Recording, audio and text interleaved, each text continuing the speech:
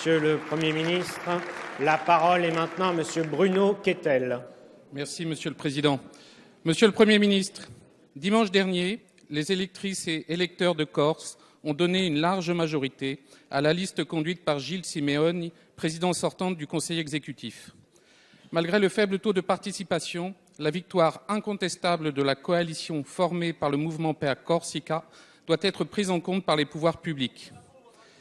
Ici même, au sein de l'Assemblée nationale, la Corse est représentée par 4 députés, dont 3 sont issus de ce même mouvement.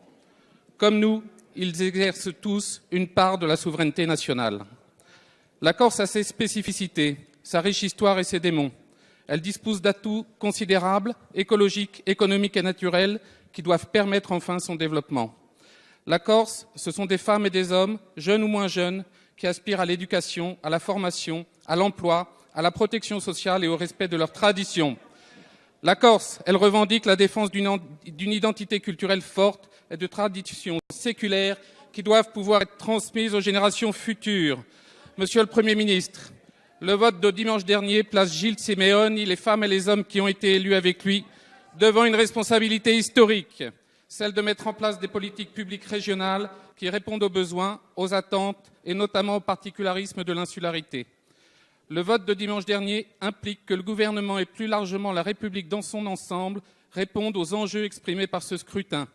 En effet, les Corses attendent de vous, de nous, qu'une méthode soit proposée afin de déterminer ce qui peut être entendu ou non dans les attentes et revendications qui sont connues.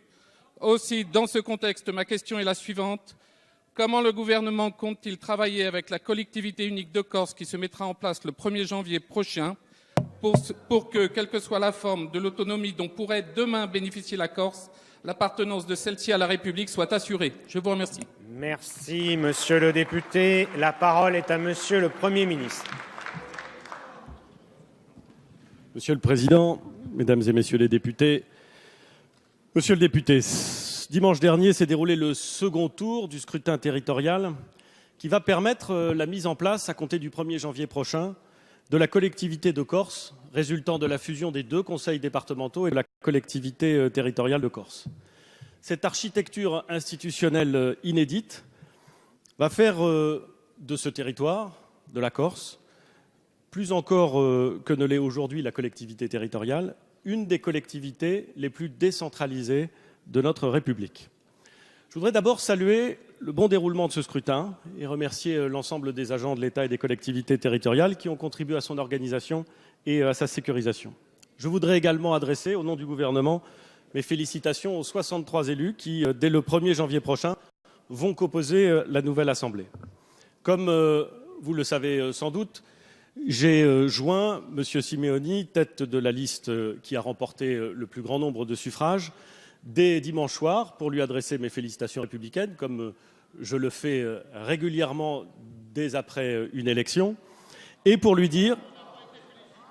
Si, il y en a sur ces bancs qui ont été félicités, Monsieur le Président. Oui, il y en a aussi sur ces bancs. Il y en a d'ailleurs beaucoup sur ces bancs aussi.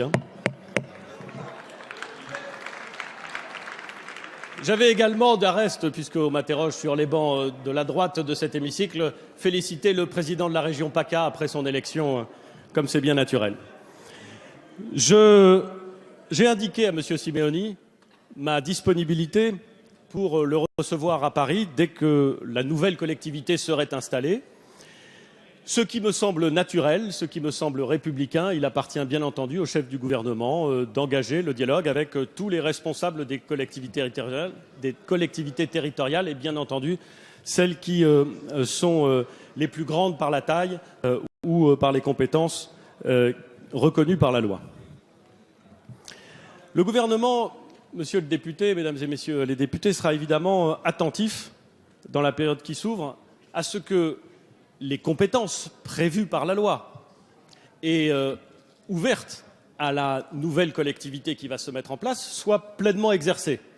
Il y aurait quelque chose de baroque, reconnaissez-le avec moi, Monsieur le député, à avoir fait voter une loi qui transforme les compétences d'une nouvelle institution et, avant même qu'elle ne soit exercée, à considérer qu'elle serait par nature insuffisante ou exercée de façon insatisfaisante.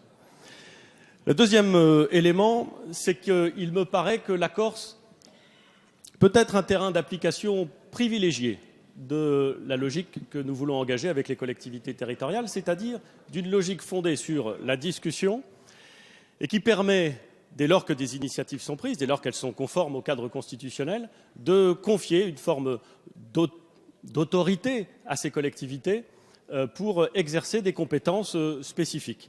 Le président de la République a souvent utilisé cette formule de pacte girondin. La Corse peut être un territoire privilégié pour tester et mettre en œuvre ce pacte girondin. Naturellement, le dialogue avec les élus de la Corse, avec les forces vives de ce territoire, concerne tout le gouvernement et j'y prendrai toute ma part, comme j'ai commencé à le faire dès dimanche soir. Mais je mesure aussi, monsieur le député, le besoin. J'entends la demande exprimée par de nombreux élus qu'une personnalité puisse incarner ce dialogue et y prendre une part accrue.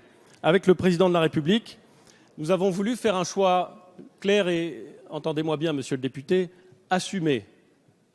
Il est arrivé à d'autres époques que le dialogue avec les élus de la Corse soit moins clair et moins assumé. Eh bien, parce que je pense que la clarté est une qualité essentielle en la matière, nous avons demandé à Madame Jacqueline Gourault, ministre auprès du ministre d'État, ministre de l'Intérieur, dont les attributions la mettent évidemment tous les jours au contact des collectivités territoriales de la République et de leurs élus, d'être cette porte d'entrée, d'être cet interlocuteur au sein du gouvernement privilégié pour le dialogue avec les élus corses.